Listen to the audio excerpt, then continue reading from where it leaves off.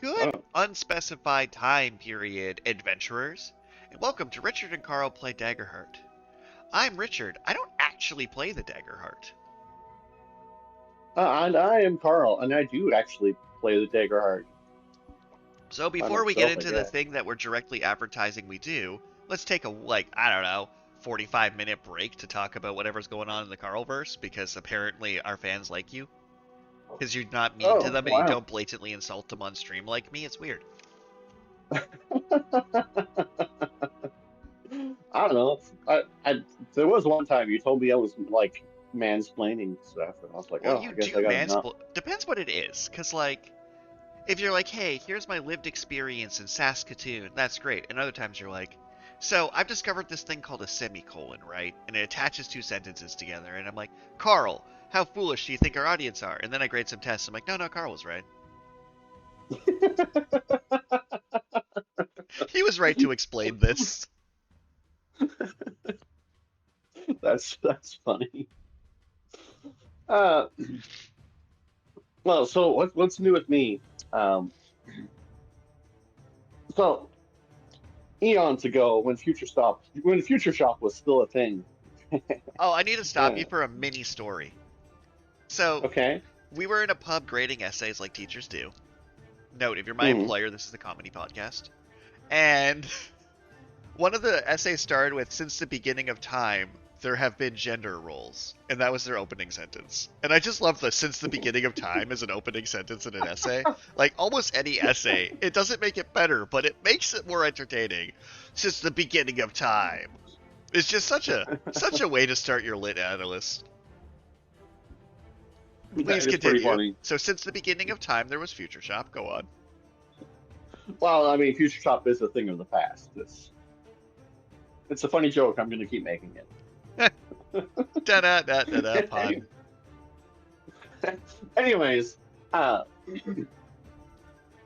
so well, eons ago, Richard and I decided that we would try and develop a video game together using the XNA framework, which I don't even know if it's still a thing. I don't Bubble know if fighter. people do. Um, but for a variety of reasons, we did not ever complete that project. Uh, but through that research we were doing for that project, we stumbled upon Unity. That it's not exactly a game creator, but I guess it's a game engine. I don't know, game engine creator. Sure. I don't I'm just not going to mansplain this to you. I'm just going to let you have this for a while. I will interject if needed, but I think you got this. know. Any a physics engine. That's what it is. That's what it is, I guess. Anyways, point of the matter is that uh, my dad and his friend, oddly enough, also named Richard. You know, They played Richards are very a. common if they're 30 years older than me. 20 to 30. Fair enough. But I don't know if they actually invented this game or not. But they played a game with pen and paper, uh, well, pen and grid paper, I guess more specifically, I need a where. pause for one more tangent. Mhm. So, my campus had like an open house research development thing, and my professor had some games on play. So he put in two of Mhm. my games, one under my actual name, but then we needed a pseudonym. So the second one went with, it was like Willie D Word, because Willie is Dick, is Richard. Okay. That's it. That's the tangent. I thought it was pretty good to use the pseudonym Willie for Richard. That is pretty funny. Willie de Riddle, that was Uh, it. really, Willie the Riddle. That's pretty good, right? Yeah. Um, but so my dad and his friend Richard, uh, they say they invented a game. It's basically it's kind of a good based racing game. Each turn you increase your speed by however much and try and race around a track that you drew on grid paper without hitting walls or each other. Um, So when you move between 2 points, you just connect them with a line drawn by a ruler, and then if you hit anything on the line, then you have to stop there and restart. You know what never occurred to Uh, us to do? Is simply mm-hmm. write down the rules for that version of it with the grid paper and just put those on Mm. itch.io as like you download this along with some grid paper and just play it. Like we could just publish that version and it would take like an afternoon and millions of people could enjoy that game. Like I'm That's saying this true. out loud because I feel like we should just do that after like this podcast. Anyway, because I we mean, could literally perhaps. just put that game for download like at the end of this episode because it's only like 3 pages of rules at most. Like maybe well, we'll put in that. I might just make this game and put it online afterward and put the credits where it goes as a free download. But this inspired me as something that I felt like I could actually program and make into a video game, and potentially uh, improve due to rules enforcement, I allowing things like. Hmm? do need to put in Sorry? an important comment here. Wah wah. You may resume. Uh, well, so potentially improve. Like instead of being turn-based, everyone increases their speed, and then all of the characters move at the same time, and how much time you have to make your move depends on how fast you're going. So you have less time the faster you're going to simulate reaction time and stuff like that. Um, and I started trying to program this, and I've had several setbacks. Um, one of them being, I don't know why this stood out to me in particular, but I was trying to program a game. I asked Richard for help, It's me. and yeah, yeah. I specifically, I said I asked Richard for help with my map editing software. That's what I called it. Oh, that's a nostalgic almost. Yeah.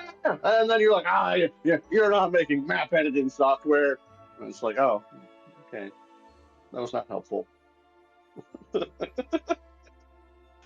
Anyways, but fast forward, and I had moved to the house that I'm in now, and my computer crashed because I knocked it over with my shin, whatever, blah blah blah. Com- Um, Sorry, I need to point this out. Like, I'm mostly just recapping what you said for listeners. My computer crashed because I bumped into it with my shin. Is like a very like, I think crashed is not quite the way they're picturing it, but it was also exactly the way they're picturing it. I Because, mean, like, the hard drive crashes got in screwed up. car crash also crashes in files stop working. Both things happened. Well, I mean, yeah, maybe my computer should get a driver's license. Then it wouldn't crash so often. Yeah, get one before me. Our poor driving Anyways, instructor was so on death's door at all times, but that's a story for another day. uh, but so I bought a computer to replace it, and the computer was running Windows 10, which is currently sort of out of date. They stopped giving out free updates, and if you want updates, you have to pay for them until October of 2026 I've this year. never wanted updates, so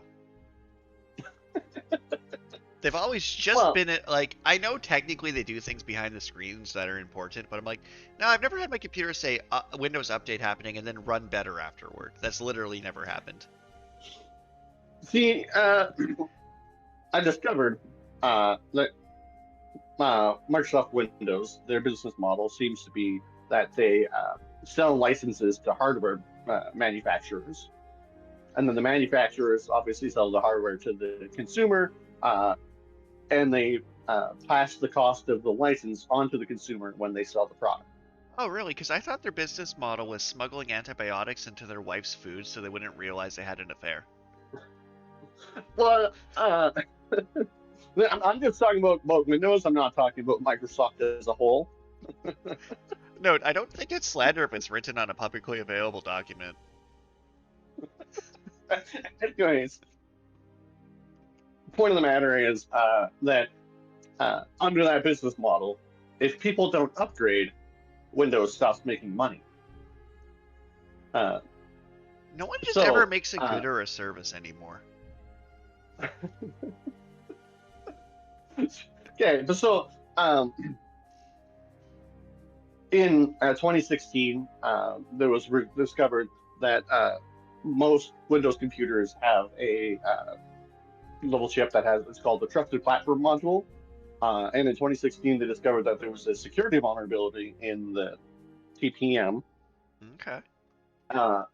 And Microsoft decided that they would try to use this security vulnerability to scare and bully people into upgrading to Windows 11. This is just speculation, but this seems to be what happened. We are a comedy podcast. Don't get your news from us. Well, they say that TPM 2.0 is required for Windows 11. Yeah. But it is not. Windows 11 will run on a computer that has an older TPM. You just have that security vulnerability that they're trying to scare people into. That they're trying to use to scare people into upgrading. And if they don't have this TPM, then they're hoping people will buy new hardware, which will get them more money from their licensing. So I'm going to need you to text me this information because I'm meeting with my friend this evening who was a PhD candidate for cybersecurity. I'm just curious how accurate this is. Because I think, I have the ability. I'm not saying you're wrong. I'm saying I have the ability to actually fact check this, which normally you don't. So I might as well use that power. So the computer that I bought though was a refurbished workstation, one of those small form factor ones. Yeah. And apparently does not have the right TPM. And so for a while I was like, I'm not going to bother upgrading. But then I installed Unity because I decided I would try and restart my project. And when I installed Unity the first time, way back when, I downloaded Visual Studio, and it just worked. No questions asked. I do recall this. These two programs just work together. This time, the autocomplete feature just wasn't working. And without the autocomplete feature, it's like, I hate to be so reliant on technology that I need this autocomplete thing. He says while completing a video game. But also, actually going through and memorizing all of the different members and methods and classes and everything that you could possibly call, and trying to type them out accurately from memory, or while just checking a reference document it's going to take so long to actually complete a game in this way. Like, immense respect for people who coded before development environments were able to do this autocomplete feature, because it would have been quite arduous. I mean, with some of the tech I've been fighting with this semester, there is no autocomplete for Inform 7 because it's a nonsense coding language. So I feel ya. I say nonsense because, it's written like English. It'll be like, the room is north. The room's description is trees. And, that's, how you actually code in this thing. But it'll be like, you didn't put a period at the end of this room looks like trees, so compile error. And I'm like, just be code. Stop being poetry. Right. But I also love it because it's, it's very aesthetically pleasing code. Sorry, unrelated rant. But so also when I started Unity, I was going to university at the time, and even though it has nothing to do with the degree I was pursuing, Microsoft gave me a lifetime license for Visual Studio 2010 Pro. Okay. And so initially I was like, okay, I'm still using this really old development environment.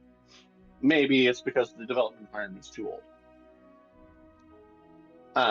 So I go online, I download this Visual Studio Code, which immediately I'm prompted to try and use AI to solve my problems. I'm like, no, the point of this project is to create something myself with my own two hands. Ironically, as I complained about autocomplete. So the thing I posted in our chat is what Inform 7 coding language looks like. I see. It's very aesthetically pleasing, but not very useful. Well, but so then I start up Unity, and the autocomplete's still not working.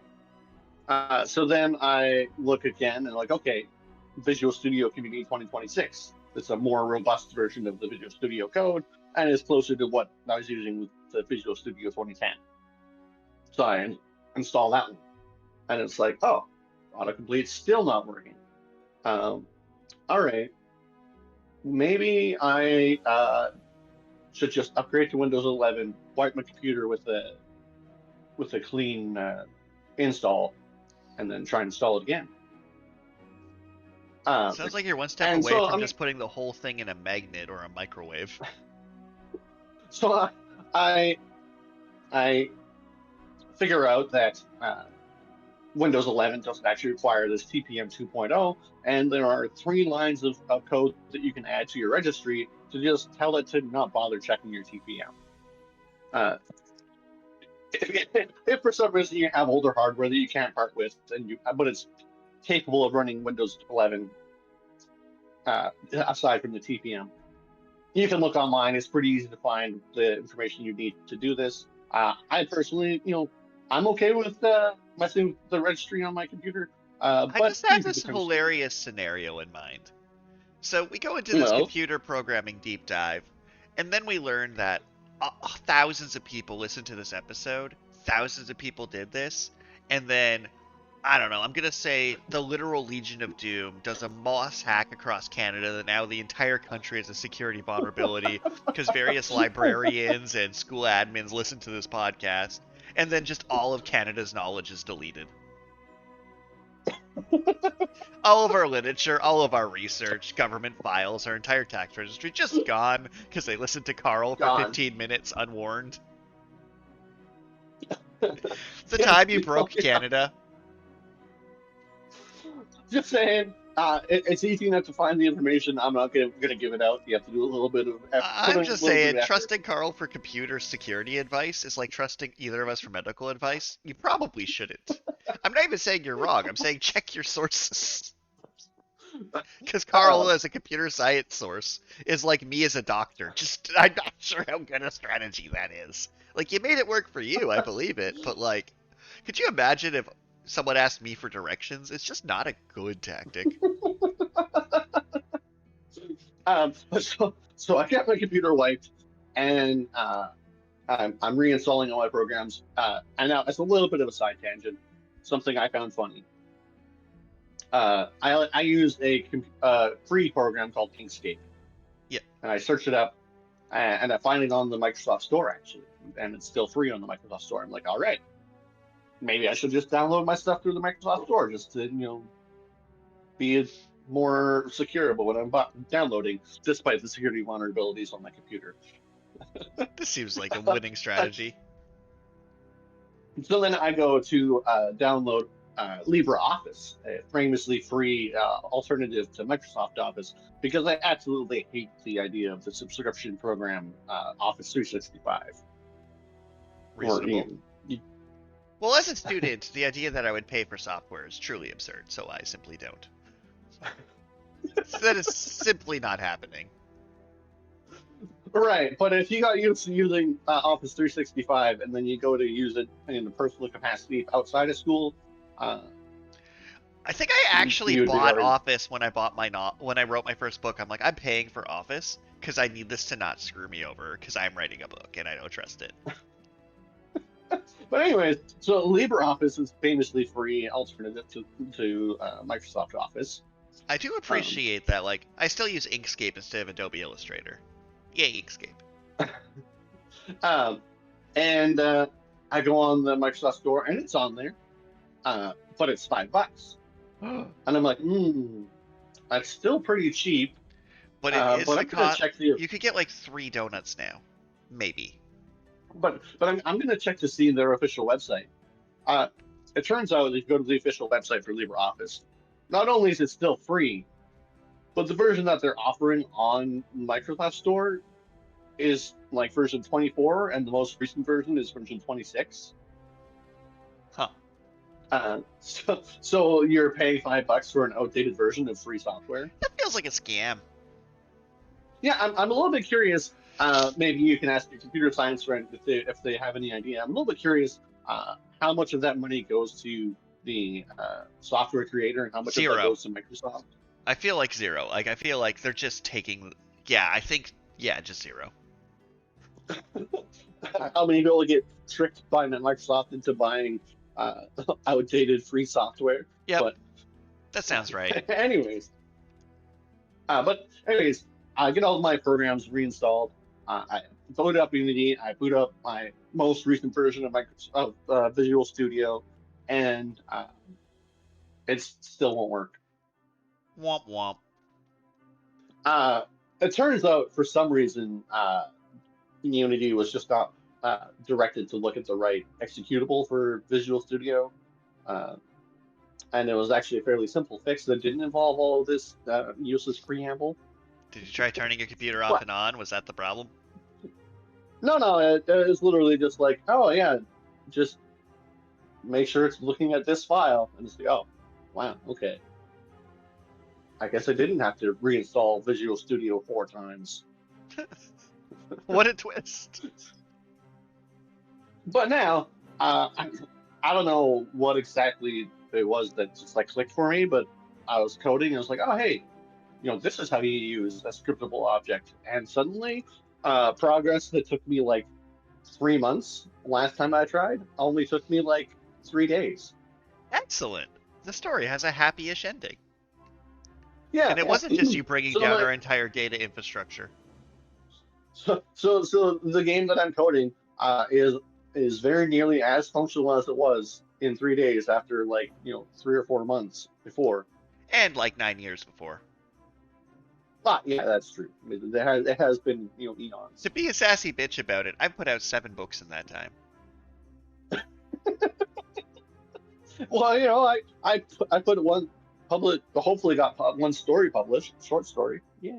It's in a quantum state. You haven't not got it. Ooh, it's in a quantum state. That's actually really funny. Yeah. I'm still waiting for them to just reject me already. Right? Like, I haven't been rejected yet either. And apparently another wave of rejections went out yesterday, according to my friend who's following this more closely. They do something called... That's my, actual author friend. Does something called submission mancy. Where basically, on these older internet forums, like pre-Reddit, authors, post their rejection dates to kind of, figure out when people are getting letters to try and calculate where you are in the queue. Mm. And they're like, according to my methods, we're still in the runnings, because we would have been rejected by now, which means we're probably looking at a second reading. Yeah, all right. But yes. Yeah, 73 days with literally no feedback. Ugh. That's a good thing, because we know you could have been rejected by now. I could have been rejected twice. Yeah. But yeah, TLDR though, I do think the original rules for this game about how you write on graph paper to do it could be typed up on Word in 10 minutes and then put on a Canva file to be a nice one-page download and just exist instantly. That it could. But all of that computer science aside, that's what's new with me is that I've been successfully working on my project of a decade. Excellent. I'm proud of you. Good job. I may be mean to you all the time, but that's the point of the show. It's called So what's new with you, David? Let's see. What's new with you, Richard? So I got some feedback for the outline of the novel I'm working on, and got eviscerated slightly. Oh. They're like, yeah, your novel's a series of really cool scenes, and you forgot to connect them with meaningful emotional development. Also, you should probably have the conflict within the first 3 pages. And I'm like, ow, you're right.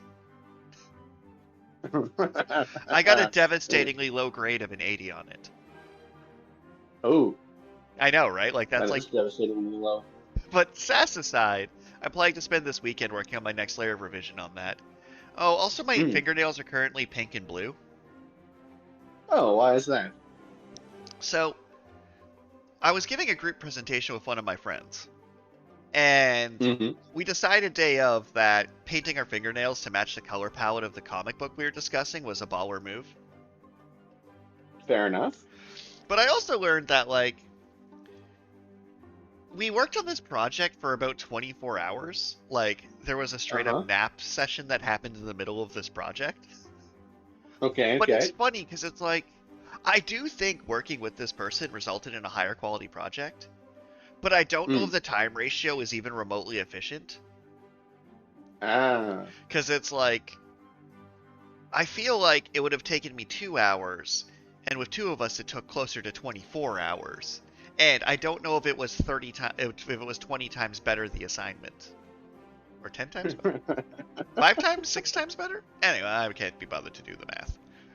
But so that presentation Yeah, is math done, is for which is nerds. lovely. And then yeah, I have my programming project I have to hand in, my comic book about making comic books, my comic book essay about making comic book essays, and a big Oh, chunk of my novel need to not be very handed meta. in.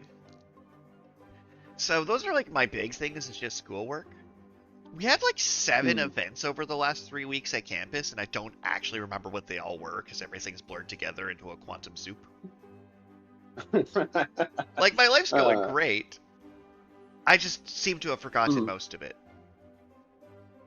And it's like, fair enough. I'm like, you gotta add to a group chat. Which kind of beer do you like? And I'm like, I don't know. I should respond to this. This is important to people. But my brain is too busy thinking about monstration and space utopia right now that I simply don't know what beverages I enjoy.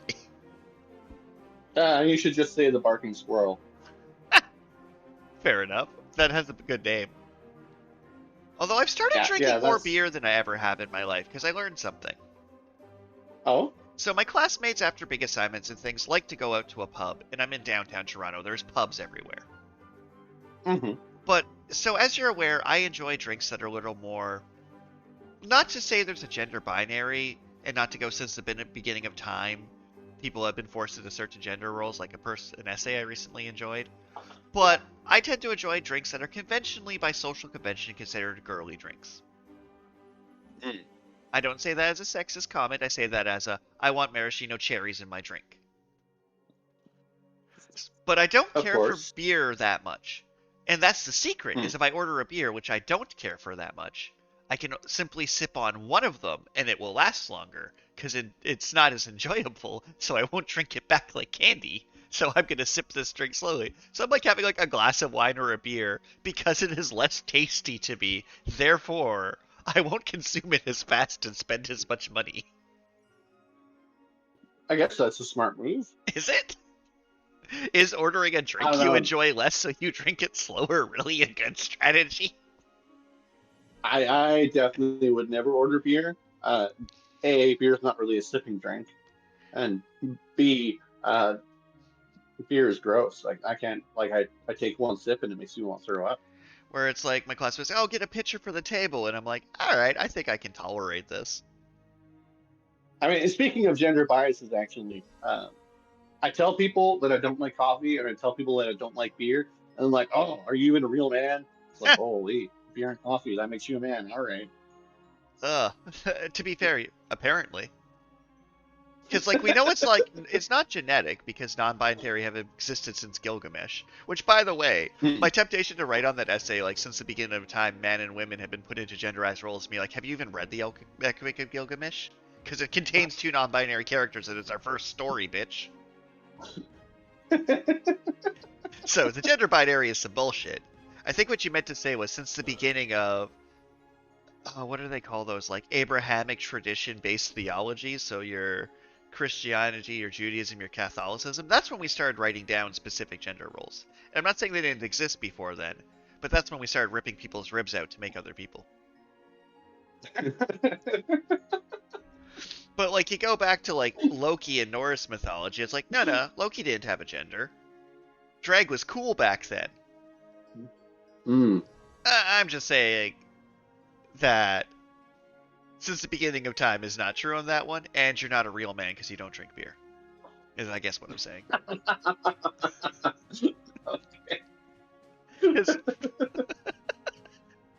The joke being that people used to drink it partly because drinking unbeered water would just kill you.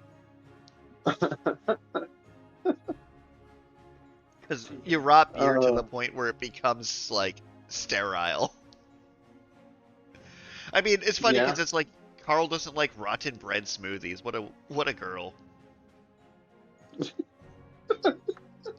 I know. Rotten bread smoothie, just especially when it's that way, it just sounds awful. You don't want carbonated bread smoothies?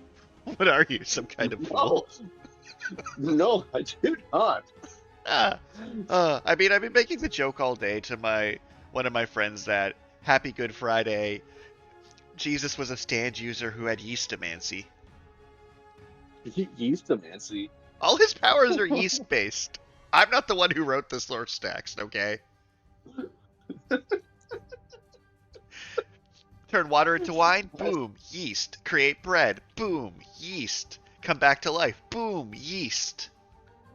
I feel like I might get canceled, though, if I boldly proclaim that Jesus came back to life because the yeast inhabiting his body controlled it like a meat puppet. Probably won't go over well. Oh, that's kind of disturbing. Yeast is weird. How do we cultivate that? Like, yeast is such a weird thing. They're just like, oh yeah, we just have our pet bacteria that alcohols us. What? What you Or mean? make sourdough. Sourdough is delicious. And yeah, but some people are using starters that have been like the same yeast for like over 100 years. And statistically could have originally reanimated Jesus. It's the Jesus yeast. You know what? It's funny because I always love that. I'll watch something like Fate Stay Night and there'll be like this magical artifact and then they'll actually be in a building in Rome and I'm like, it's wild how many magical artifacts are physical things that exist. Like the specific sourdough starter made from the original wine could exist. Like, that's true. I love the idea of a Babylonian sourdough starter used by King Gilgamesh. Like, it's funny because yeast is functionally immortal because it's a constantly repopulated colony. You could technically have, like, truly absurdly old yeast. Hmm. Well, technically it'd be a yeast lineage. Anywho, what's new with me is I'm so overworked that I'm talking yeastomancy. That's about right. I just love the idea of being like, since the beginning of time, there are gender roles. I'm like, did you even read Gilgamesh? Fail. Oh, and my brother hit me with the most savage burn of my life. Oh? So I come back with my, like, blue and pink painted fingernails, right? And he notices a day later, because I don't own nail polish remover, which is on my shopping list today, and goes, I'm like, I think it looks good. He's like, I think you look like a Sokka from Hunter x Hunter. Oh. That one made me recoil. Like, oh, there's so many implications there. Oh no. Yeah, it's because you're such a clown. Like, every part of it hurt. There's so much that hurts. It's rough.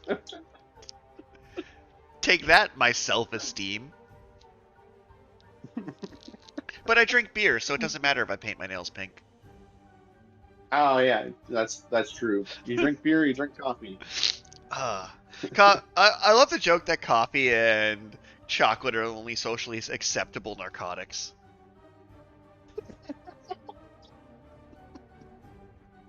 It's like, oh yeah, I just drink this drug, and you're an idiot for not drinking this drug. Idiot. Well, speaking of drugs, do we want to see how many characters I can kill with poison today?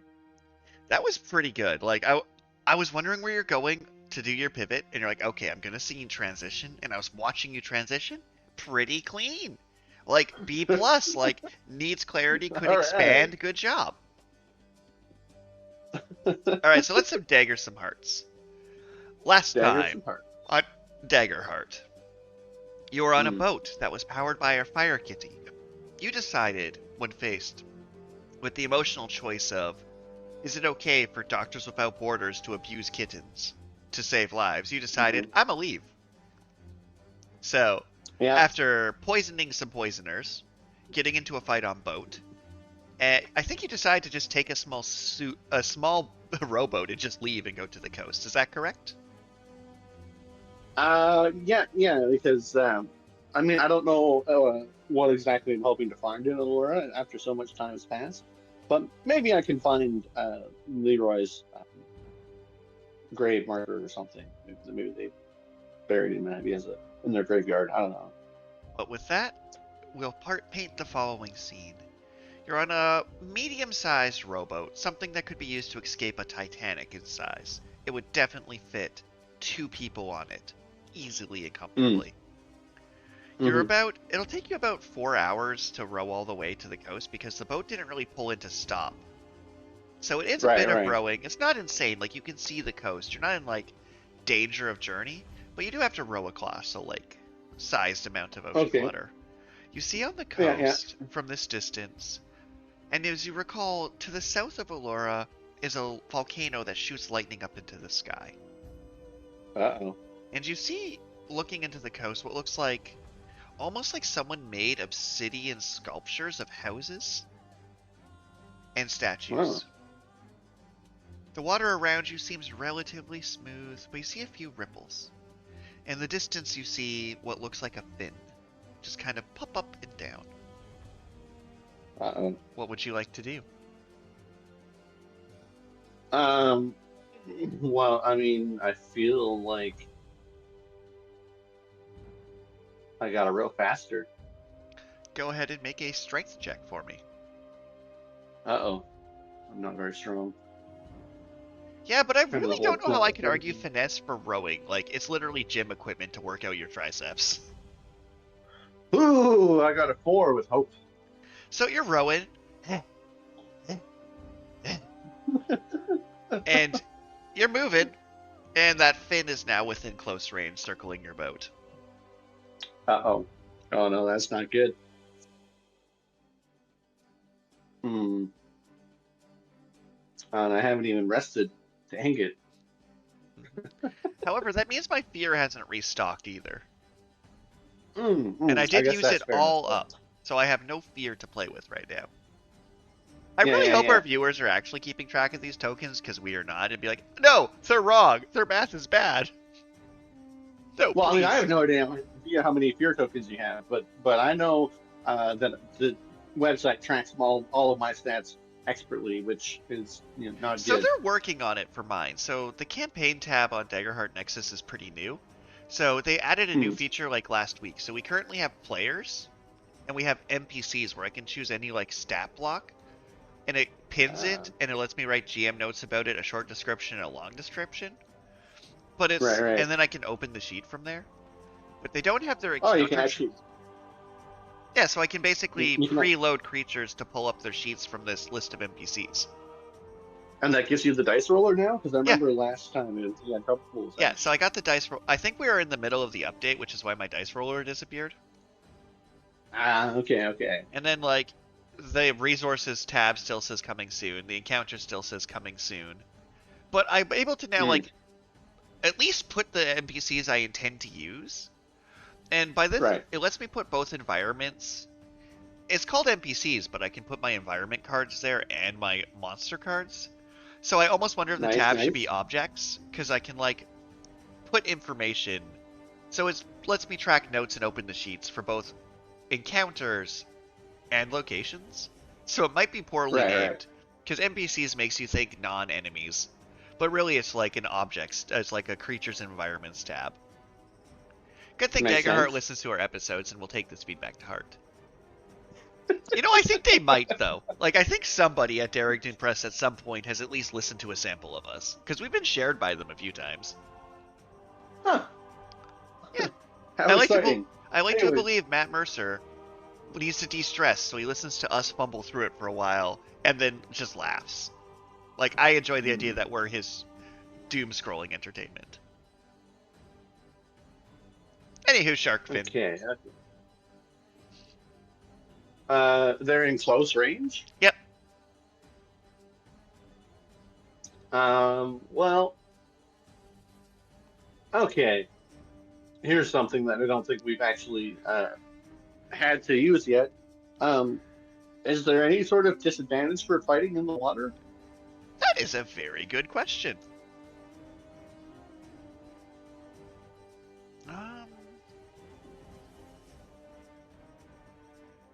So there's unlike D&D, there's no distinct rules. Like, you'll remember, like, crossbow and trident said doesn't have disadvantage in the water. Right. From D&D. Yeah, but for Daggerheart, like, water combat simply didn't put up any rules. Huh. And I'm checking into the rulings on disadvantage itself to see if, like, water's given an example. Right. Let's see. Giving advantage, disadvantage. I'm just kind of seeing if there's precedent, because there doesn't seem to be specific water rules. My instinct is to give disadvantage. Right, which is just minus a d6. Yeah. But let's see if there's any actual examples. For example, if the player is attempting to sprint through deep mud or knee-high water, you might prove disadvantage on agility rules. I'm going to say it would be disadvantage to fight in the water. That feels correct. I see. Unless you can tell me why that's not the case. Unless you became a fish or something. No, I definitely did not become a fish. But yeah, I'm not seeing any specific aquatic combat rules. I feel like if I made like a Pirates campaign frame, I would put those in to be more specific. Okay, well, so this creature that I can see the fin of, can I see its face? You can go ahead and roll a instinct roll, please, or knowledge. I'm gonna go for instinct. I'm gonna instinctively try and find their eyes. Critical success. It is a shark. Okay, so it is the most shark you've ever sharked. But critical success. You clear a stress and gain a hope. All right, clear stress, gain a hope. All right. It is a shark. It is the most sharky shark to ever shark.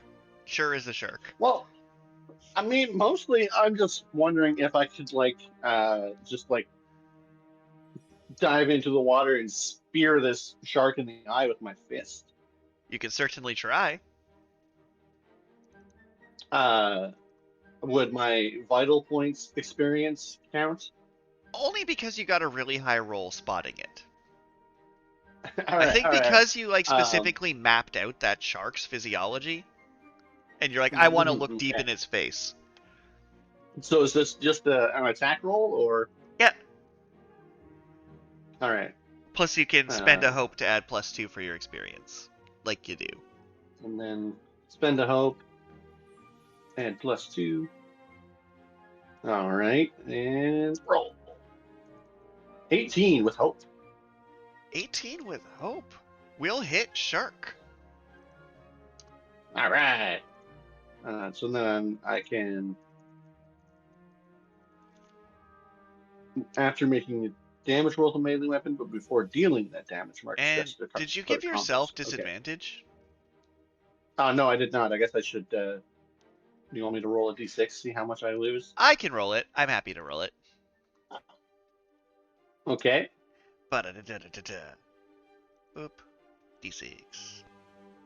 1d6 roll. I got a 6. Oh, does that mean I miss? What does it bring it down to? 12? Yes, it does. Because the shark is in water. No. However, okay. I have no fear to play with, so... Oh, so it's still my move. Mm-hmm.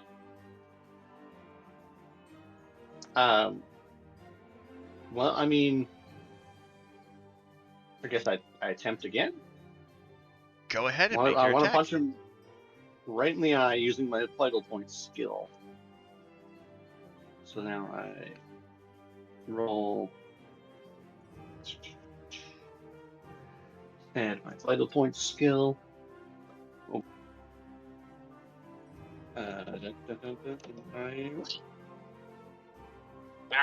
And then with the d6, I forgot to give myself disadvantage once again. Oh, did you give yourself disadvantage this time? 17 will hit. Sorry, just 1 second. I seem to have messed up my earbud button. Remember the time you said you always use your headset correctly? What is that? So, while Carl's fighting with his headset, viewers, Carl made a quip 2 weeks ago that he has never used his headset incorrectly. He's like, I would never I'm use my back. headset wrong.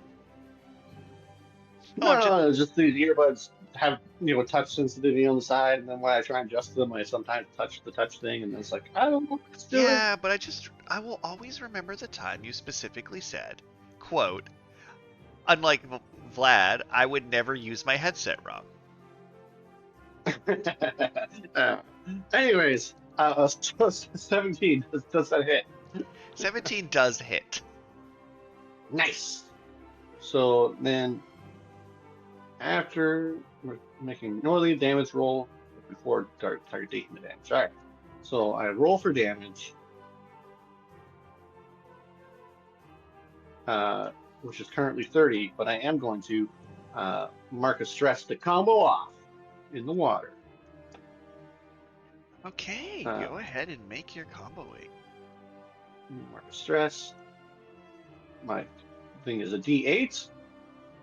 So I roll a 6. And so I have to roll greater than equal to or greater than a 6. All right. Ooh, I rolled an 8. Okay. And I rolled a 6. So that is an additional 20 damage. That makes it 50 damage. 50! So that was enough to double its severe threshold, as you're just punching the shark repeatedly in the eye. It is displeased with you. However, because of its cracked scales, whenever it takes damage, I roll a number of d6s equal to the HP marked, which was 4. Okay. And for each 4 or higher, I get a fear. Ooh, sounds scary.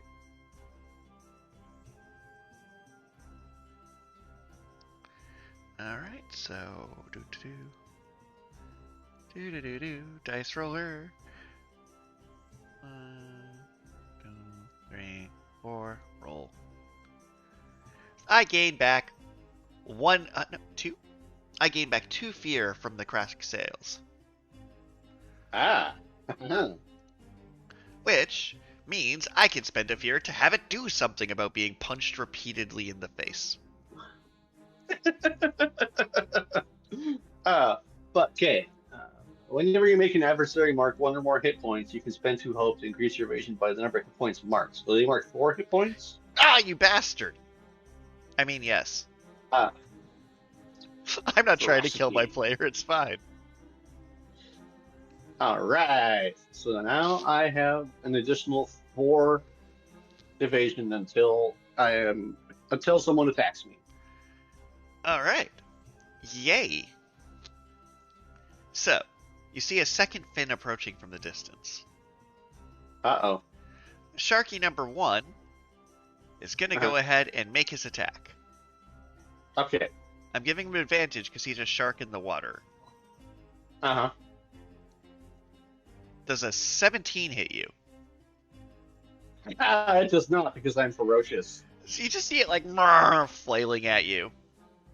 And turn order goes back to you. That is all it's got to do is try and like nom you desperately. Would it just be an attack to try and knock its teeth out? I'm going to say if you're trying to specifically disable its ability to attack, I will have you, if you choose to rather than attack, make a finesse roll to knock its teeth out. If you get above its difficulty, I will disable its bite attack. So it won't do damage, it will simply remove its toothy maw ability. Uh-huh. So I'll let you attempt that if you like. And then medical training probably wouldn't apply, would it? I'll let you get away with that. I'd let you aim for the right piece of the gummy bits to try and get its teeth out. I guess. All right. Maybe. I am going to try to... I'm going to be the shark dentist. The shark dentist. That's an awesome experience to add after the next level up, though. Do I have disadvantage on trying to remove its teeth? Yes. Surgery in the water is harder. Ooh, critical success! Are you kidding me? So you just start like going like pressure point, and it's just teeth fall out. It's like, This is the saddest expression a shark has ever had if you strategically removed its teeth. And turn order's still yours. The second one is swimming towards you. This one, you've done enough damage to its mouth that it simply can no longer use its rending bite ability or its toothy maw ability. Okay. I mean, I guess I'm just going to attempt to punch it once again. Okay. Um, The second shark is within close range now, by the way. the second shark is within close range? Yeah, it'll get to you on his turn. It's about 20 feet away. Mm-hmm. It's funny that the game abstracts ranges, and I almost always immediately be like, no, I guess I need feet. Mm-hmm. Instead of meters, like a sensible person. Instead of meters, like a sensible person. Stupid Canada being like, well, we're so close to America, we're going to use feet. Which I guarantee will be updated to the president's foot size by the end of the term, which will be a lie about how big his feet are. Anywho, rant aside, he's 30 feet away. 29 feet away. Yeah. 29 feet away. Mm. Or 5 to 6 inches on the battle grid we're totally using, which is roughly the length of a standard pen or pencil. Yeah, no, I guess I'm going to just attempt to punch this shark once again. All right, go ahead. I have disadvantage, which is not good. And I roll. What? Another critical success. Ah, what? Okay. Go ahead and roll damage. And also get the maximum value of your damage dice added to the roll for good measure. Yeah, this guy is so screwed. 23 base damage, with 42 for the max damage of my. The shark just floats upside down onto its belly. It's dead. Go ahead and make a presence roll for me. Presence reaction roll. Presence reaction. Wow, the beam of light loves me today. That is another critical success. The other shark turns around and swims away. How many shark teeth can I add to my inventory? I don't know if I'll need them for anything, but they seem like they might be useful. Let's see.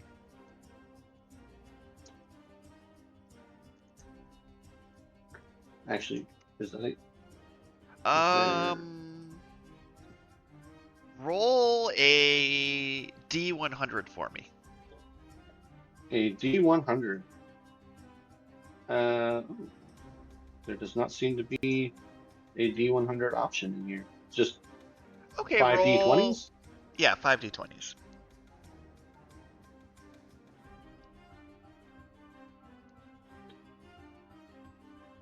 $42.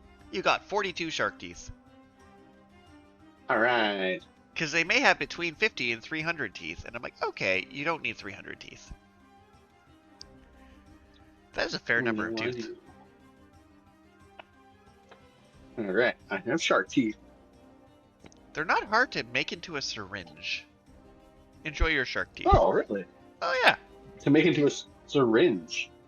Huh. I saw this on an episode of Lost once upon a time, that they're like a shark teeth, because they're hollow, are relatively easy, and needle-like, are relatively easy to make into needles. Huh. That sounds useful. But I guess I'm going to get back into my boat and start rowing away back to the shore.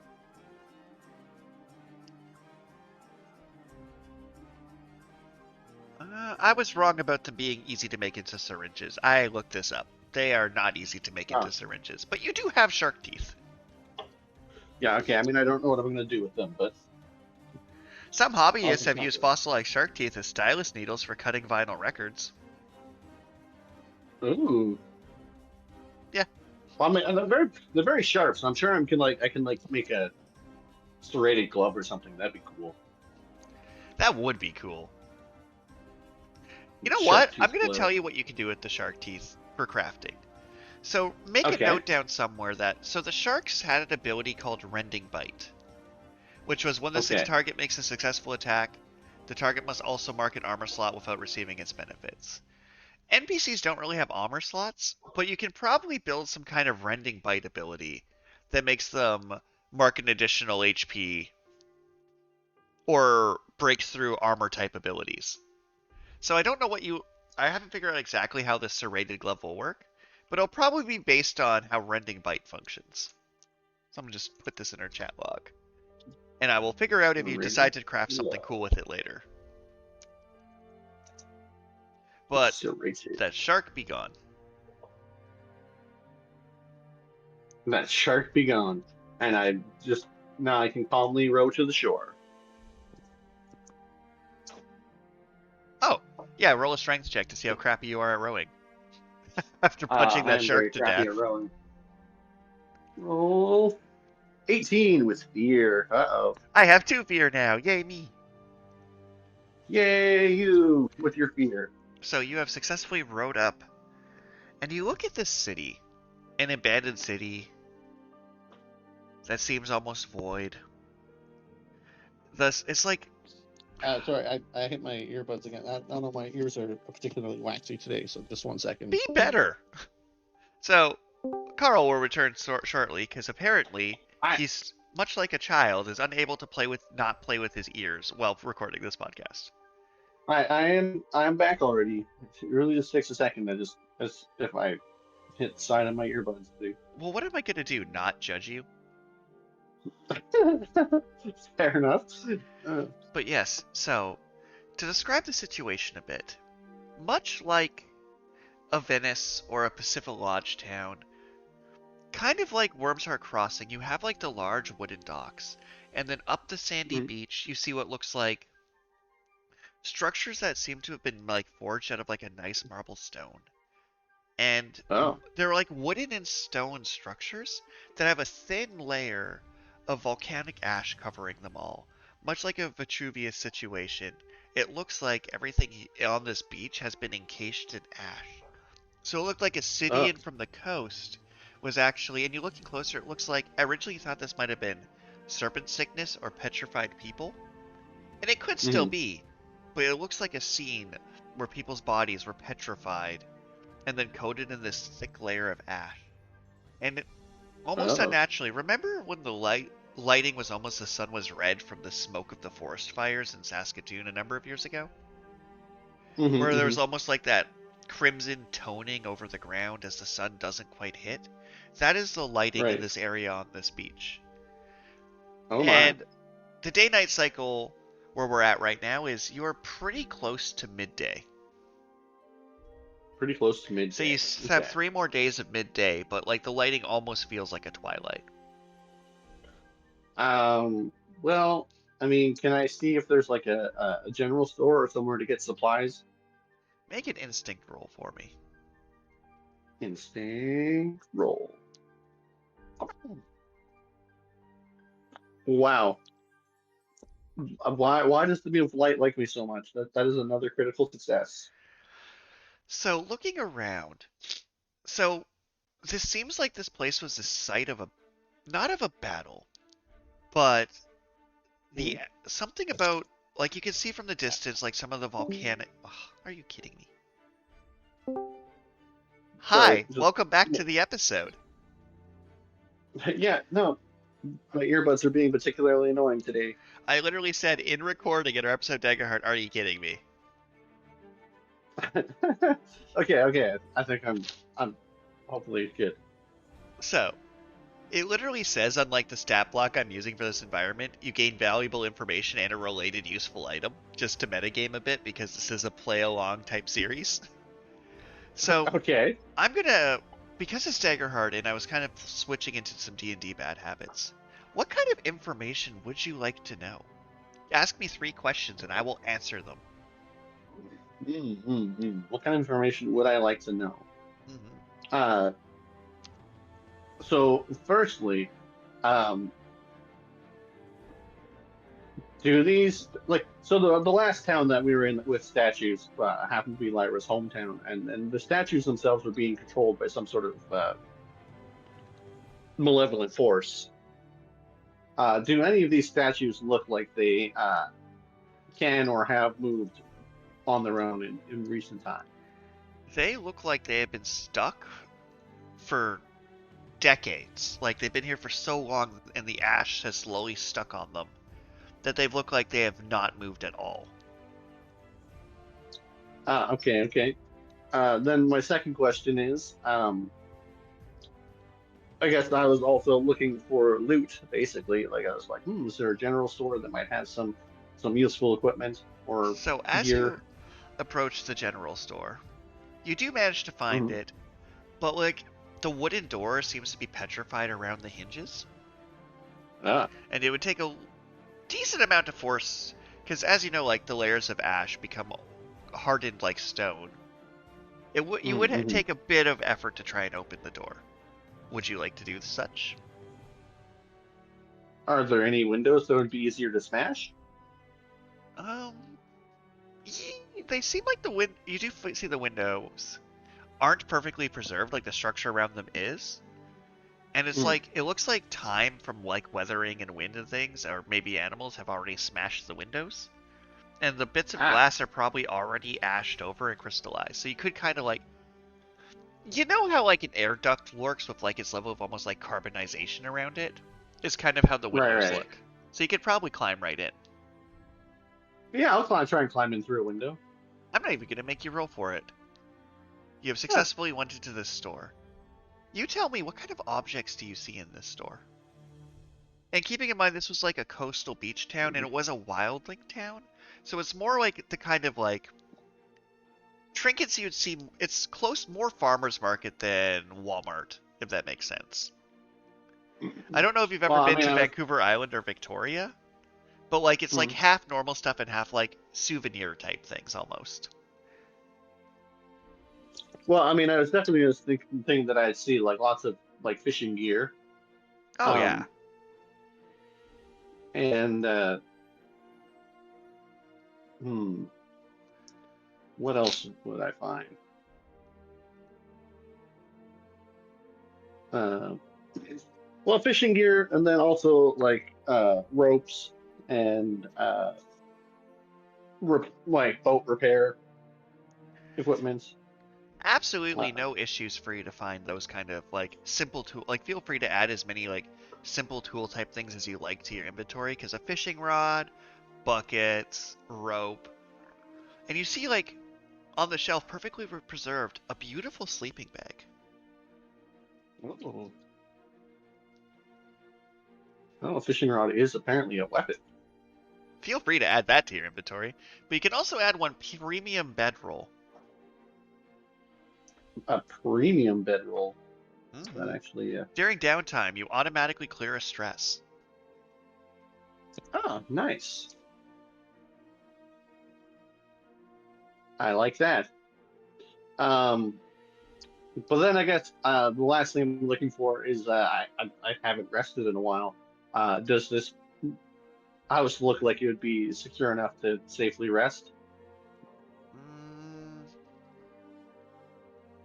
you feel like, I don't know, this place gives you kind of spooky vibes. From your previous Mm, role, the vibes of this place. I don't know. right. Okay. It feels. How can I put this? It feels like. It's hard. Like the wispy smoke, almost like you'll look in the corner of your eye and it'll like almost be like person shaped at times. And it just kind of leaves you a little unsettled. You don't feel super confident you could rest in this town safely.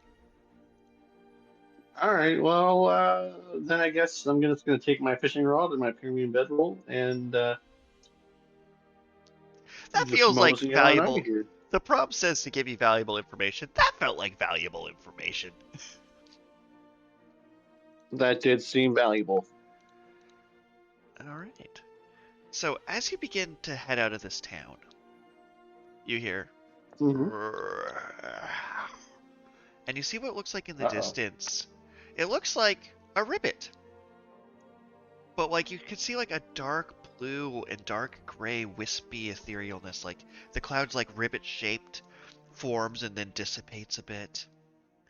A sword Uh-oh. on its side, and its face, you see it, like, croak as, like, the skin folds back and shows the skull underneath it, and then it fades away and reforms again. Oh. That doesn't seem good at all. You see about 3 or 4 just scattered throughout, like, of these shapes forming and then dissipating again. From your earlier investigation, the statues didn't move. And you have the Mhm. feeling that the people were killed almost instantly from the volcanic ash, the high temperature searing their Right. skin, sealing them in place.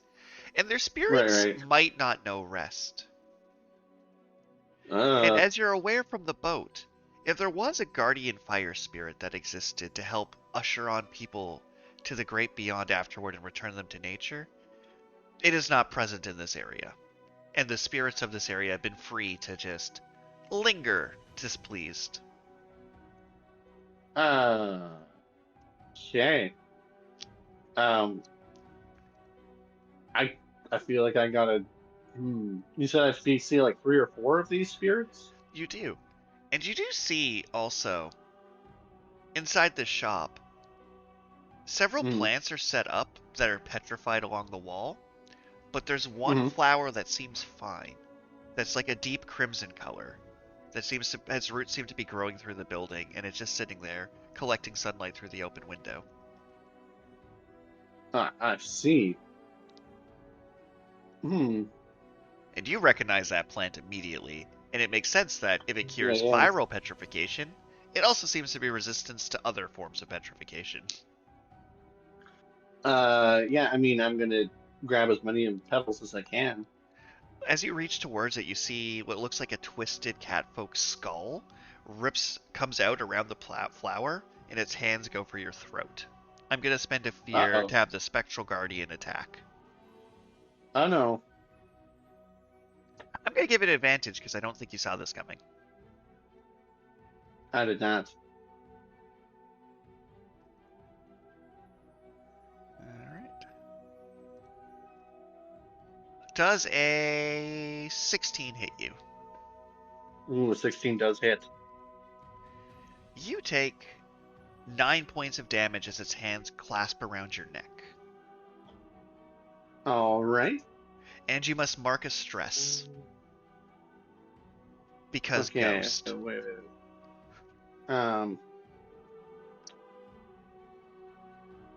Brave face.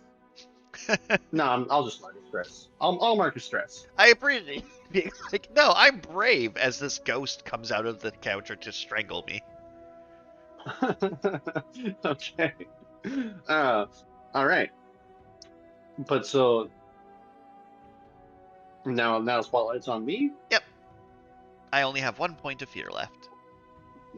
Remember, you don't Well, I have to mean, always fight. You can flee, you can do what you see fit. But this town, this haunted city of sorts, hmm, you have a feeling from your earlier roll that these flowers tend to attract magical energy because they hmm. feed on it. And Right, you have right, the sneaking suspicion that if you grab this flower, these ghosts will probably follow you and the flower. However, it's also worth right. unfathomable wealth, can bring back the dead, can cure people of illness, the Empire desperately wants it, etc., etc. Yeah. Um, well, I think for now I'm going to try and uppercut this ghost, see if I can knock his block off. I appreciate the hustle. Go ahead and roll your attack. Let's see how your crit farming today continues. Ooh, 12 with fear. 12 with fear. So, that does not hit a ghost. Uh-oh. I'm going to spend that fear to activate the city's Apocalypse Then ability. Uh-oh. So a countdown has started. As you go to uppercut the ghost and your fist goes through it, you look around, and it's weird. It's like you see the city come back to life, but almost like a projection over top of things. You see the building in its original wooden form. You see the shopkeep, a lazy ribbit man leaning on the desk, and you hear this crackle of thunder as you hear the volcano erupting. You seem to be reliving the echo of the past disaster that ravaged this environment. A 5-turn countdown has begun. Oh dear. All right. Hmm. Now. So, can I see the edge of this projection? Not from your perspective of being inside this store that you climbed through a window to get in of. All right. Well, I guess I'm just gonna screw the flower. I'm getting out of here. I'm gonna try and get out this window and see if I can spot the edge of the projection. Roll an agility check. Getting out and through a window when you have infinite time is easy. Parkouring out a window is much harder. Agility check. 18 with fear. I will happily take that fear token as you leap out the window successfully. And the projection is like, you can't really see the edge of it. Like, you look out into the water and can only really see out 5 feet. And it's because you're in the middle of this illusion of sorts, it's really hard to tell. But you know to the northeast of here is like the trail that leads out of this town out into the woods. And your roll earlier led you to believe that the like 20 or so buildings and the docks and the people petrified, if you keep going to the northeast, you'll eventually head into the woods closer towards Allura. So you feel something weird. You look over to the distance and you see what looks like an elvish archer. And you can't make out the words because it's projection, but they're screaming at you as they fire an arrow. Uh-oh. Does a 14 hit you? If it meets, it beats? Yep. Yeah, 14 hits then. Okay. But wait a second. When you're targeted by an attack made from beyond melee range, you can mark a stress to roll a d4 and gain a bonus to your evasion. Okay, I'm gonna actually do that and make it No miss. matter what you roll, I miss. Damn you. Jerk. All right, turn orders back to you.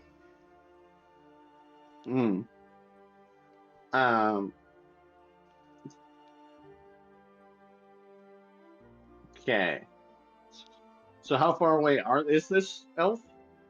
He is within far range.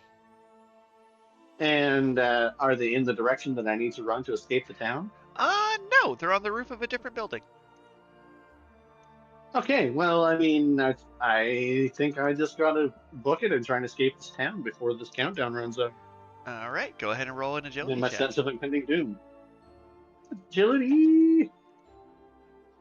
An 8 with hope. So as you Yay, hope.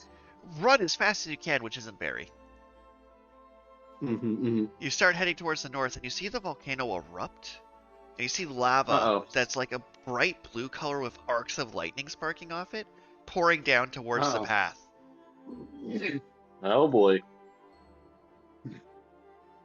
This is not good. All right, and now it was with hope, so you can just make another move.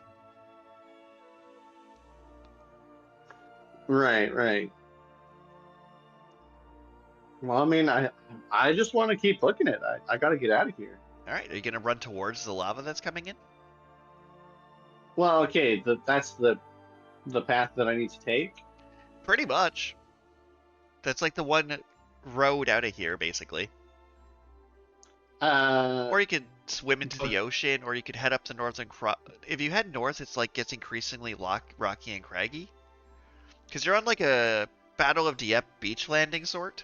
So it's like there's stone cliffs on the left side, the beach continues down to the south, and then that's the main trail up through the woods. I gotta keep running. I'm going. I gotta get to Allura. Hopefully, I can outrun this magma. No, you'd be running directly towards the magma. The magma's flowing from the direction of Allura, because that's how hills work. I see. Oh, well then. I guess I gotta run back towards my boat and try and get back into my boat. Is that your final answer, or do you want to do a knowledge or investigation here to get more information? Well, each roll I make ticks down the timer? Correct. So then I've ticked down the timer twice? Correct. Or 3 times? Twice. Twice. Um, well, yeah, I think maybe I do want to try and see if I can uh, figure out the nature of this illusion. Okay, go ahead and roll knowledge or instinct. I'm going to roll knowledge this time. And 9 with fear. Uh-oh. So, you know that you're looking at an illusion. Mm-hmm. You don't know if that illusion can hurt you, but you know it's illusionary. Right. Alright, so now that you've given me that fear, at the top of the Mhm. trail, basically like standing in front of the lava, you see what looks like a commander, and you see like spectral Imperial forces storming the beach as he's at the top of this hill, and he looks behind him and sees the lava screaming. And you see the images start to desync of that captain and the spectral one who's staring directly at you. Uh-oh. The spectral captain is going to draw his bow and fire a shot at you as well. Mm-hmm. Does an 11 hit you? 11 does not hit. Alright, I'm going to spend the first of my 3 fear as the original guardian from inside that house comes out of the ground behind you, the ribbit, and tries to stab you with a spear. Stab me with a spear? Oh boy. Does a 2 hit you? A 2 does not hit. So he goes to stab you, and then you see him get shot 3 times by crossbows in this flashback, and then drop to his knees. Huh. And then I'm going to spend my final fear to activate the other spectral guardian, who looks like, he kind of looks like, how can I put this? Picture Dwayne "The Rock" Johnson in a movie where he played a tooth fairy. Okay. And this fairy is going to run at you with his giant warhammer and try and smash you. The warhammer end is shaped like a tooth. Okay. Does a... There we go. Does a 19 hit you? Ooh, a 19 does hit me. Alright, you take 7 points of damage as this tooth hammer slams into your side. Oh boy. And because it's a grave blade, you must mark a stress. I must mark a stress. Okay. So at this point, you've pieced together there's about 4 ghosts. There's the Elven Commander, the Elven Sniper, the Ribbit Guardian, and the Dwayne "The Rock" Johnson Guardian. Right. You're not sure if the lava approaching is an illusion. It seems to be like hitting the guy that's attacking you. It's kind of weird to see like these 2 events stack simultaneously. But I am out of fear points for now. And the turn order is yours. All right. I am going to. Oh boy. I think I gotta just try and run from my boat. So you're changing direction and running in the exact opposite direction? Because you were running away from the boat, and now you've changed your mind. Yeah. Well, because the path seems to lead to the lava, and I'm not sure about the lava. So. All right, go ahead and roll an agility check for me. Roll that agility check. A 9 with fear. So, I will happily take that fear. Click this down. As you're running from them, an arrow is shot directly towards you. Uh-oh. It would love to use its ability of pick your target, but that's sort of irrelevant because there's only one of you. Ah. Does a 5 hit you? A 5 does not hit. The arrow fires. It misses. I might hold on to my fear, though. Turn goes back to you. Keep running. Hopefully, eventually I can actually get some footing and get out of here. Roll an agility check. 18 with fear. I'll happily take that fear. Running. You've made it back to the dock. You're running around the dock. You see that blue lava-like substance oozing through the town. You see what looks like just like an innocent family screaming, running for their lives, unable to escape, as it touches their ankle and They see their entire body seize like they were tased, and you smell Ah. like the burnt flesh and hair as a large current from this liquid substance seasons their muscles completely Oh boy. as ash begins to rain down from above. And since you rolled with fear, I'm going to have the captain take a shot at you.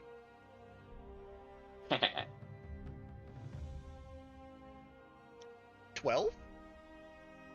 12 does not hit. Another arrow just shoots past your head. Combat's back to you. I'm going to sit here happily with my 2 fear. I mean, I'm getting in my boat and I'm trying to find a different landing point because I gotta get away from this electric lava. Go ahead and roll a strength check for the boat. How strong can I be this time? Another 18 was fear. So, as you row your boat, gently as fuck from the stream, you see the blue liquid moves its way through the town and then meets the water, and where it connects, massive sparks shoot up. You see fish floating and bubbling to the surface. You see what looks like spikes of almost like ethereal coral shoots out of the water. Oh boy. As you row, the countdown comes to an end, and you see the town returns back to its normal hazy state now that you've rowed about 15 minutes out of town. Yeah, alright. And you are in the water. Again.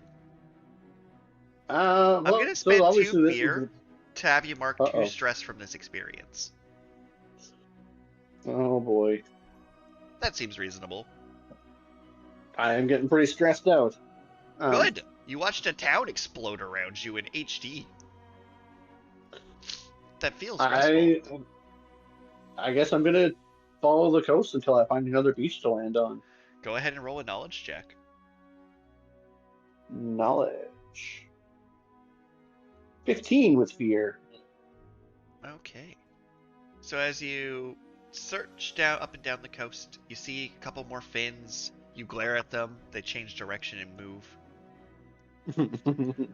And as you go further and further down, the walls, it's like it becomes rockier and more jagged.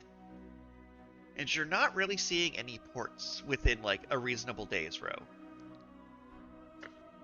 I see. So your options are, it would take you about 7 days of rowing to get all the way back to the bastion, the Moonlit Bastion. Your map doesn't really show any more landing points, because this is one of the, this is located, and then you head inland from here to Allura. Right. Do you just kind of keep going to try and find anywhere you could park your boat? Well, yeah, I mean, I need to try and find, a cave or something that I might be able to, rest in, because I need to rest up.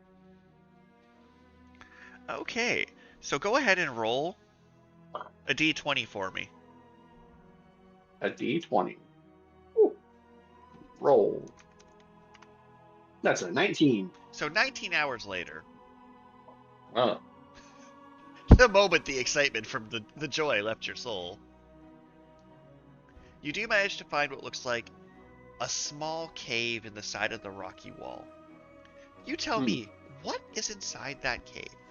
What does it look like from outside? What does it look like from outside? Well, I think it looks like the maw of a tiger. Okay. Like the Cave of Wonders. Like the opening to the Cave of Wonders. Okay. Including the weird tongue that turns into steps that go downward. Okay. But yeah, that's where I'm landing, and I'm exhausted from rowing all day and all night. Okay, do you climb up the tongue stairs into this cave? Yes, I do. As you enter this room, you see that you kind of walk through it. Almost feels like you walk through a membrane of sorts, kind of like one of the natural magical barriers that have been around some of the towns you've seen and the bastion itself. Inside this cave room, it's not very big, 30 foot by 30 foot. You see what looks like a bunch of pillows have been laid down in patterns. Okay. You see what looks like a small, like, you see that there's a few sub rooms carved into this cave. You look around, it looks like Ah. there's a small bathroom, a small, like, stove, like a wood-filled stove with a couple charred logs inside it. Oh, You see jeez. what looks like a hammock attached to the side of the wall. Mhm.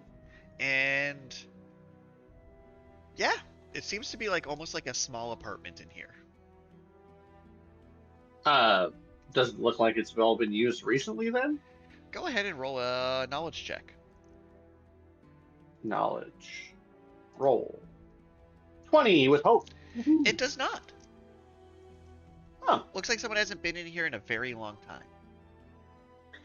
Well then, I'm gonna use my premium bedroll, and I'm just gonna like take a nap. All right. So, do you want to take a short rest or a long rest? I think I want to attempt a long rest. Okay. Let me consult my data here. So go ahead and take your 2 long rest moves, if not more, because of your unique biology. Okay, well, so unfortunately, efficient doesn't give me anything extra for long resting. All right. Then enjoy but your long rest, and I'm gonna have you. Give me a moment here.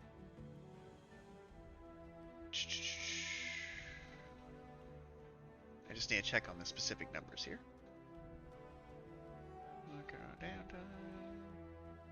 Okay, consequences. Roll 1d4 for me, please. 1d4. All right. I have rolled a 3. I gain 4 fear. Oh. And I am advancing a long-term countdown. Something somewhere in the universe has happened. That is not good. Quite possibly. But you do manage to rest successfully. Woohoo! And it's funny is, one thing that strikes you odd about this place, other than like the hammock and the stove, is you see like a little food dish and water dish. You see the most luxurious cat bed you've ever seen. You see like little string toys. And this seemed to have been a home for somebody and their cat. But they're not here now, and they haven't been for a long time. Correct. All right. Now that I've rested up, do I see like if there's any like books or journals or anything around here that I might be able to? Go ahead and roll an instinct check. I'm going to roll for instinct. A 9 with fear. I'm going to spend a fear for you to just get the heebie-jeebies. Ooh, jeebies. Wow. Give me a moment to find something in my notes here that is very specific. In the meantime, describe more details you notice about this room.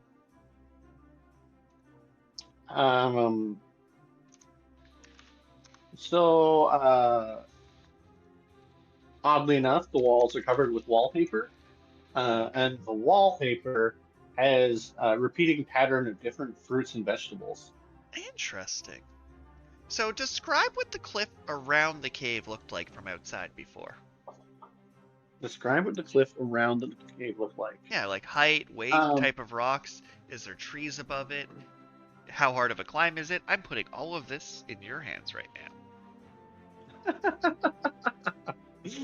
now. So the cave outside is a smooth black rock. But it has like jagged like little edges, kind of like you know what, like those little like goats that would climb up a mountain. They like climb up the like little tiny crags and whatnot. So it's a fairly smooth rock, but it has lots of like lines of different layers, I guess. It's like it chipped away each at layers as it goes higher up. Okay. Which then obviously surrounds what appears to be the cat snout of the entrance to this cave. Okay. As for height, I'm gonna say, I mean, it's probably like 40 feet tall. Interesting. So, here is what it says in the notebook written on this desk. Okay. For I will consider my cat Joffrey, for he is the servant and one true God, dutifully daily serving him. For the first glance of glory of God in the east, he worships his way. For this is done by wreathing his body 7 times round with elegant quickness. For then he leaps up to catch the musk, which blessing upon his prayer. For he rolls upon prank to work in. For having done duty and received blessing, he begins to consider himself. He looks upon his forepaws to see if they are clean. For secondly, he kicks up behind to clear away there. For thirdly, he works upon stretch with forepaws extended. For fourthly, he sharpens his paws by wood. For fifthly, he washes himself. For sixthly, he rolls upon wash. For seventhly, he flees himself, that he may not be interrupted upon the beat. For eighthly, he rubs himself against a post. For ninthly, he looks up for instructions. For tenthly, he goes in quest of food. For all, if he meets another cat, he will kiss her in kindness. For when he takes his prey, he plays upon it to give it a chance. For 1 month and 7th escapes his dallying. For he is tenuous of his point, for his mixture of gravity and Waverly, for he knows he is the Savior. For there's nothing sweeter than his peace when at rest. It kind of sounds like maybe I got cursed by a cat spirit.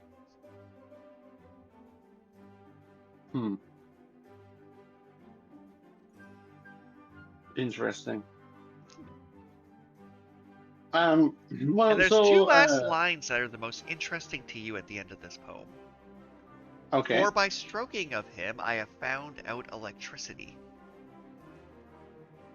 For his motions upon the face of the world are more than any other quadruped, for he can tread to all measures upon the music, for he can swim for life, for he can creep. For electrical fire is a spiritual substance, which sends from the heavens to sustain the bodies of both man and beast. Okay. Well, it sounds like maybe I need to confront this cat spirit. It sounds, from this poem, does it sound like perhaps this cat spirit lives in the lightning volcano? Up to you to decide. I ain't telling you nothing. Fair enough. But so does there appear to be any way to climb upward within this apartment cave? Like, is there another exit that leads not to the water? No. I see. Well, now that I'm rested, I think I'm going to go outside and attempt to climb this cliff face, which I So may as have you made head difficult for outside the myself. cave and climb down the tongue retracts and the mouth closes and looks like regular stone. Uh-oh. And you're just kind of standing on a couple rocks with your boat pightened and roped into place. I see. Well, I'm going to try and climb this cliff, I guess. You tell me what stat you're going to use to climb a cliff. I think I'm going to use finesse because I'm trying to, like, find finger holes and footholds and... I'll allow it. That seems legit. All right. Roll 18 with fear. 18 with fear. So, Mm-hmm. I'm currently using the Cliffside Ascent Traversal Challenge. Okay. And 15 with fear was a success. You have the counter has been started. It's a counter of 12. And you need to make it up to the top of the cliff. However, there is a decent chance of you plummeting to your death while trying to climb this cliff. Uh-oh. So you have 11 various degrees of success to go. I see. Feel free to roll again, or use a different skill roll or a spell or whatever you'd like to do. Um, Well, I don't really have any abilities that are going to help with this. Ba-dum-bum-bum. Yeah. Because I have to mark a hit point to enter my wolf form. Plus, my wolf form doesn't really do anything in this case. I guess all I can do is keep attempting to climb. All right, go ahead and roll a finesse roll. Finesse. Ooh, 13 with fear. So you climb another one. You still have 10 to go, and I'm up to 6 fear now. That is bad news bears. Mm-hmm. Sorry, Um, what did you get again? A 13? And it's difficult. You barely beat what you needed to beat there. Oh my. Okay, but can I find a decent foothold and attempt to like jump to my next handhold point? Go ahead and roll Use a agility. agility roll. Yes. Agility. Yeah. 20 with fear. So the counter ticks down 3 from that one. So now you're looking at 7 more success as you do a massive leap and cut through a big chunk of this parkour climb. You hear caw, caw, which sounds like giant eagles in the distance. I'm up to 7 fear. Yeah, okay. And you hear a thunderous as an arc of lightning shoots up from into the sky. Uh-oh. That doesn't sound good at all. Well,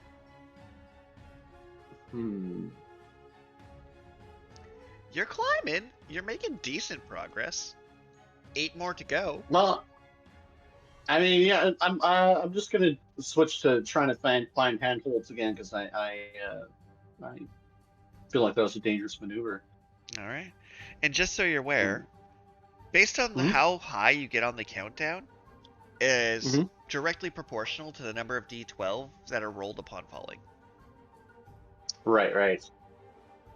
Well, I'm gonna attempt to climb using my finesse again. Go ahead and roll. A 16 with fear.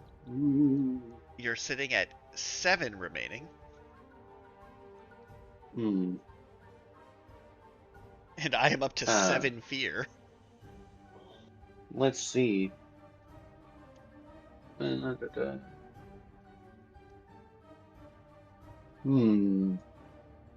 really see anything else I have on my sheet that would help with this climb.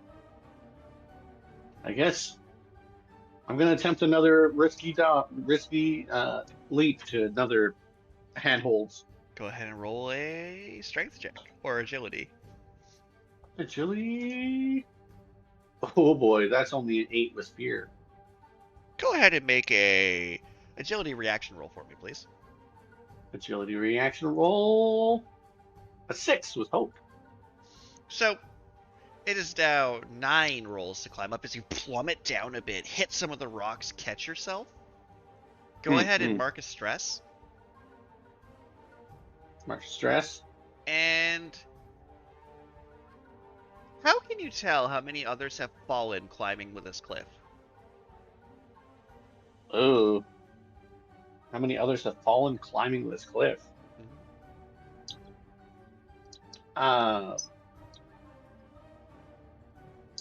Well, the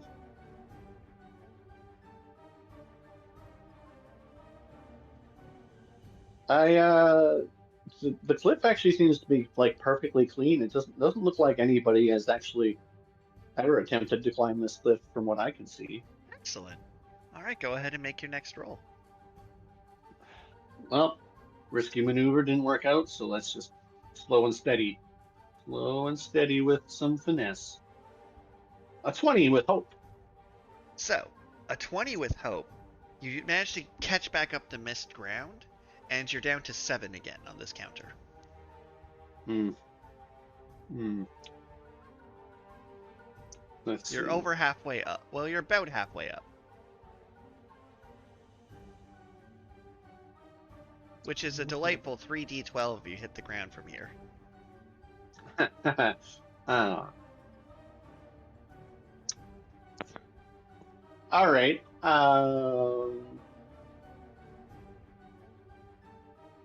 Can I attempt to use my whip to give myself to whip on something like a branch that's sticking over the side of the cliff to pull myself up a little more? Go ahead and make an attack roll with your whip.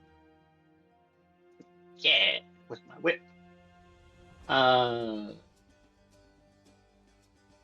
If I use my whip, do I have to change my weapon?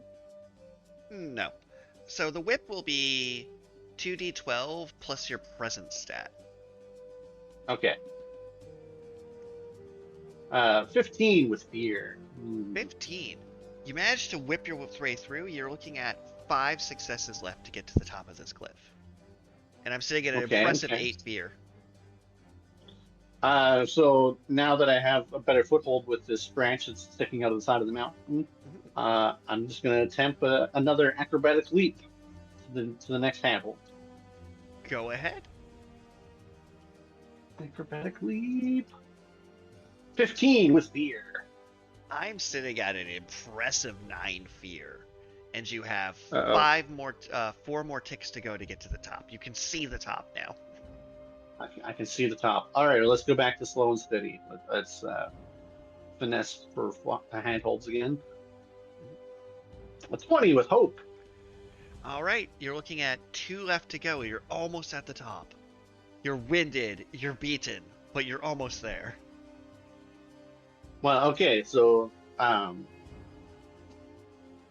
think I want to try the whip again. Okay. Let's see if I can whip onto some sort of tree or something that's nearby. 16 with fear. So you see at the top of the cliff a large tree at the top of it. And wrapped around that tree is a large anaconda-like snake. You realize you don't see the camo on the snake right away, but your whip wraps around the snake's neck and tugs tight. As you manage to pull yourself up 2 more as the snake is choking from the whip around his neck, but is anchored on the tree. Oh boy. So it's just now I'm on the cliff top, but you're almost there. You're like your hand is touching the top of the cliff and your wrap's roped around a snake's neck and you have 1 more success to do. All right. And the snake looks deeply upset that it's being choked for no reason. It's just living his life. I'm just going to try and slow and steady, try and find another handhold and pull myself up and hopefully roll onto the cliff top. Okay. 17 with hope. 17 with hope. You have made it up the cliffside ascent. As you pull yourself up with that last pull, you climb up and the snake falls. You watch the snake in slow motion falling down the path you just took. Roll 12d12 for me, please. 1, 2, 3, 4, 5, 6, 7, 8, 9, 10, 11, and 12. 70. Woo! You see that snake just impaled on a spiky rock. Poor snake. It is very dead. You are now on the top of this cliff. Describe the type of tree that you grappled onto.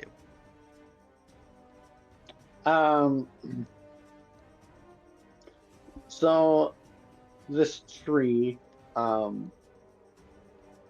it's like a giant bonsai tree. Okay. Yeah. So it has like the branches that stick out, and then they have like, well, I mean, it seems oddly well maintained actually. Like they're like perfect spheres, the clumps of leaves, and they form a sort of like spiral helix around the central nucleus looking shrub bush. Okay, attached to it you see there's 2 seeds about the size of a pomegranate, so either a seed or a fruit. There's 1 red one and 1 blue one. Sorry, 1 blue one and 1 orange one. A blue one? Oh, well, I mean, I gotta take the blue one.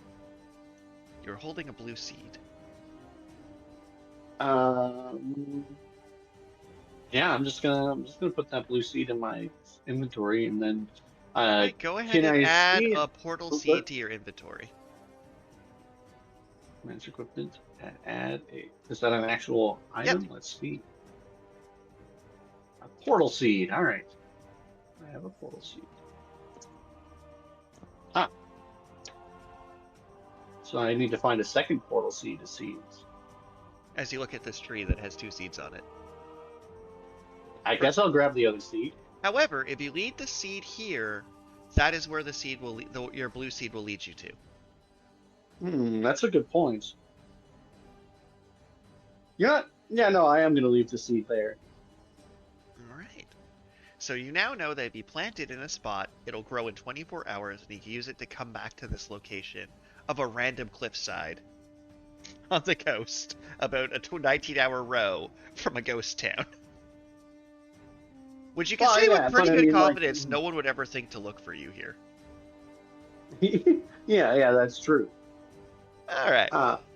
And to wrap up our session here, describe what the landscape looks like on top of this cliff in the southern end of this chunk of the Witherwild. Well, you're about 3 days land travel from the city of Allura, in theory. So this tree seems to be a lonely tree. Otherwise, it's just kind of a rocky expanse for I'm going to say far distance. But then the ground kind of gently slopes back down into wooded forest, I guess. Wooded. What's a unique detail about these trees? A unique detail about these trees.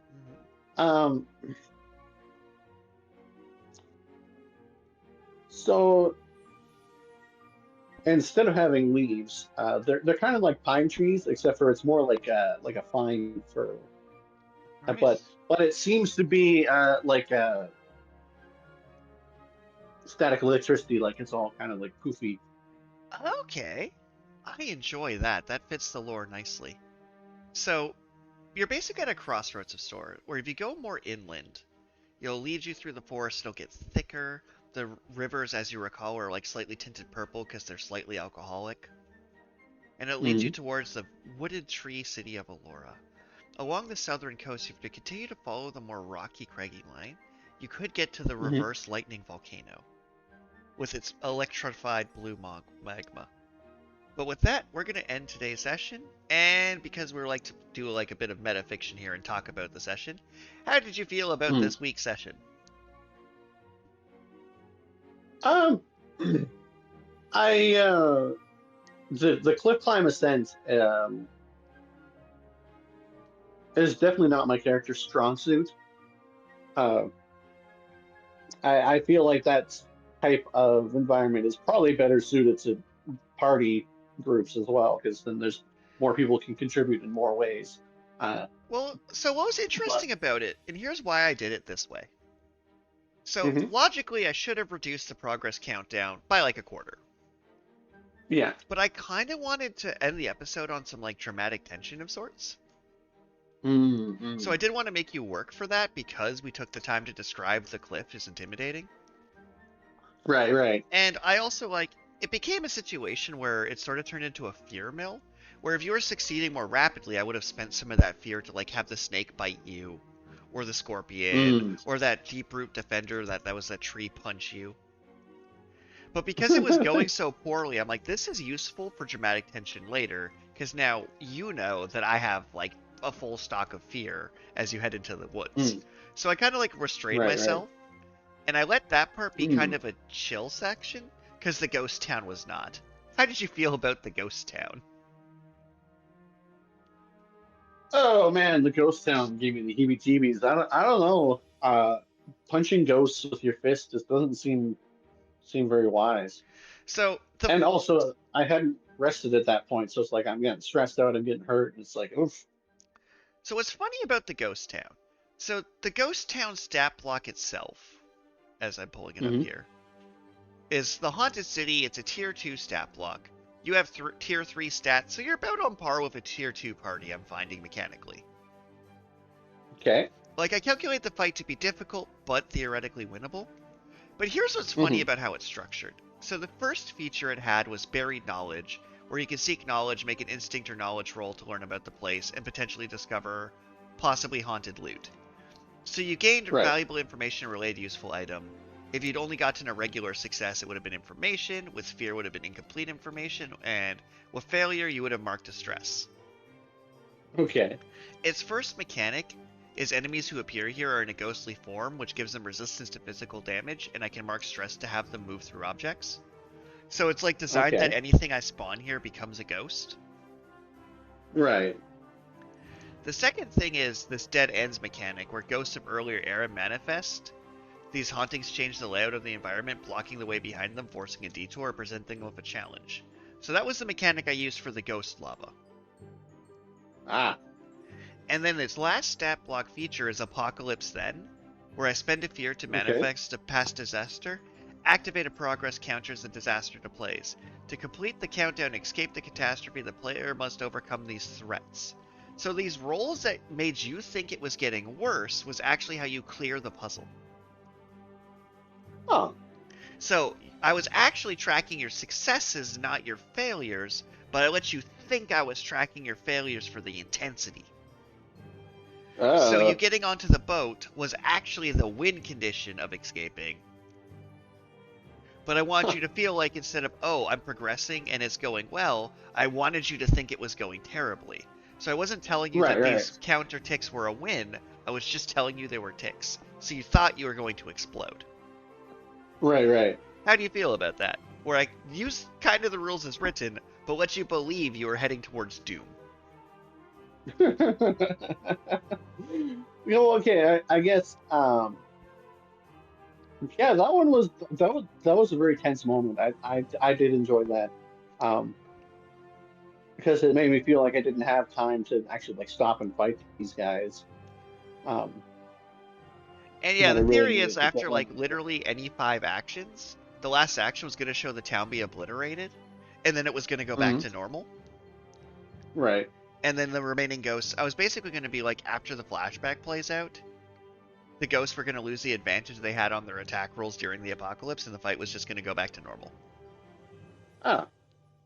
Yeah. Okay. So it's like you live through the cutscene, and during the cutscene, you're at disadvantage for things attacking you because the disaster's happening. And then once you've cleared the disaster, you've escaped the apocalypse. So I almost used the stat block as written. I just adjusted kind of the context. Right. And then the monsters themselves were literally the suggested adversaries of... instead of making new ones and making them to ghosts, I just spawned a spectral archer, a spectral captain, and 2 spectral guardians. Which were just regular-ass tier 2 ghosts. Yeah, okay. I thought the archers worked surprisingly well because it kind of like... For the escape scene, added, I don't know, I thought it added flavor to have them taking shots at you while like they're in a flashback fighting their invasion. Right. But I did like that too. Alright, so would you say that was like, because that was kind of the centerpiece of this episode, did you enjoy that being like the focus of this session? Yeah, I mean it was very, very mysterious and like I got a lot of good stuff out of it as a player, and then also it was like intense, trying to escape from an illusionary disaster. So, did you catch that this resting place was for the cat spirit you encountered earlier on the boat? Well, I thought that it might be related, but it also like made me think more that there's a cat spirit in the volcano. Yeah. So, effectively, you gave me a cat-themed cave, and I decided, like, oh, cat-themed cave. I'm going to connect it to cat spirits. And the poem I Mm. read, which I've now was actually a thing for class. That was just an ode to the cat. Like, it was Mhm. just a regular cat poem, and I'm like, I'm gonna pick lines from this that fit the campaign, from this unrelated cat poem, and now I'm weaving that into the Nice. lore in the background. Because there's that line in the poem about petting the cat creating electricity. I'm like, that associates to lightning volcano. Okay, we're cooking, we're cooking. So, the cat We're poem was cooking. not pre-prepared. I just happened to have a cat poem handy. That's funny. And I'm like, okay. So, because you pitched me the lightning volcano forever ago as a location. That's true. So I'm just kind of like letting some threads I've had. A lot of threads in this campaign I have pre-planned, but I Mm. kind of keep the spirits vague so I can flavor them to fit better what the players do. Right, right. Because I need it, like, obviously, like, whenever you see one of those flowers, you're kind of making the connection that the flowers bloom in spiritually special places. Right. Which means wherever there's a flower, there will be some kind of guardian spirit or a missing guardian spirit. Mm-hmm. And if you take the flower, it pisses off the environment. Is kind of the theme of this campaign. So if you take the flower, nature gets pissed at you. That makes sense. So I'm curious to see which direction you end up going. Because I don't know if you're going to go explore Allura or if you're heading for the lightning volcano. Mm. I could tell you which one of those areas is lower level, but I'm not going to Right. stop you.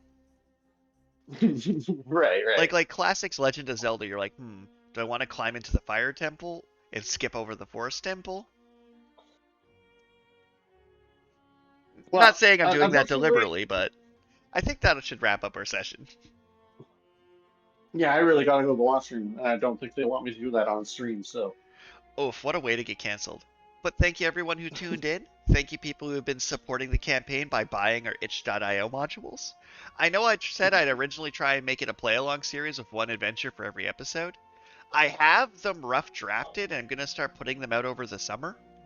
So there's a good chance that several of our sessions are going to be turned into adventure over the next few weeks. Because Right. our fans deserve it. They deserve free adventures. Thank you for tuning in. And I think Carl broke a record for how long his characters lived.